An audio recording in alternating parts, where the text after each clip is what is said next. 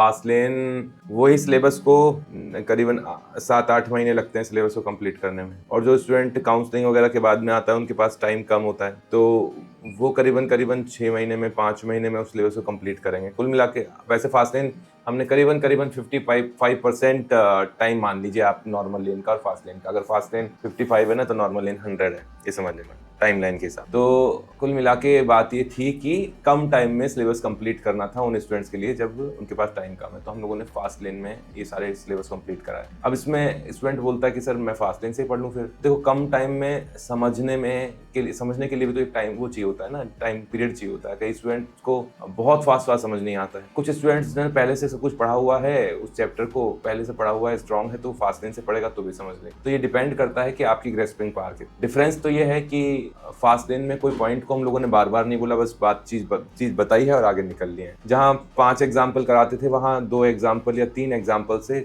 उन सारे पॉइंट्स को समझाने की कोशिश की गई है, या कुछ न्यूमेरिकल इस तरह से लिया गया है जिसमें मल्टीपल कॉन्सेप्ट आ जाए, जिससे सारा पॉइंट कवर हो जाए कम टाइम में, कम एग्जाम्पल्स, इस तरीके से फास्ट लेन में कवर किया गया। तो टॉपिक्स तो सारे हैं और टाइम कहाँ बचा है कि आप चीज़ों को एक्सप्लेन करने में बहुत टाइम नहीं ले रहे हैं और एग्जाम्पल्स बहुत सारे नहीं करा रहे हैं। जितने ज़रूरत है उतने एग्जाम्पल करा दिया।